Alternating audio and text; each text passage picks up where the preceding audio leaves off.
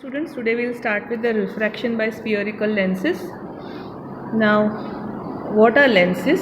Okay, now it's a transparent material bound by two surfaces.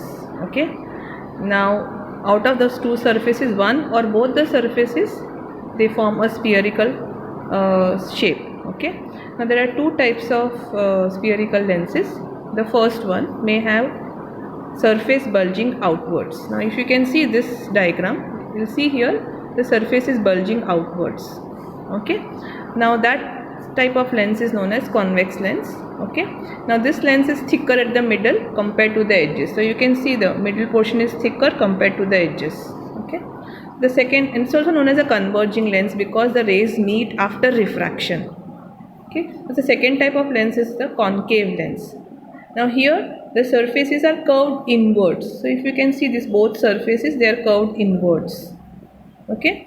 Now here the edges are more thicker than the middle portion. So if you can see these edges, they are thicker than the middle portion. Okay. Now here the light rays, they diverge. They will never meet.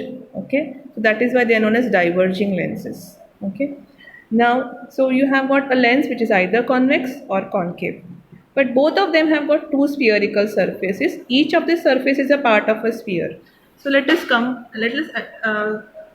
to this diagram. You'll understand more better. Now you can see here, this is a convex lens. Now this lens is made up of, this side is made up of this sphere, and this side is made from this sphere. So there are two spheres involved in making one lens. Similarly for this concave lens, you have got one sphere here, the next sphere here. So this lens is again made from two spheres. Okay. Now the center of curvature is the center of these spheres. So you have got two centers, C1 and C2. Okay. Fine. Coming back to the textbook. So the centers of the spheres are called centers of curvature. Okay. Now next definition is of principal axis. Now the principal axis is a straight line passing through these two centers. That is called as principal axis. And the center point of the lens is called optical center. Now can you see this center point? This and this. Okay, this is the center point of the lens, that is known as the optical center. So this is the principal axis. Okay, it is joining center of curvature. Okay, this and this.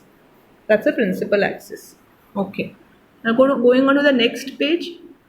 Now a ray of light, whenever it passes through the optical center, there will be no deviation, there will be no refraction.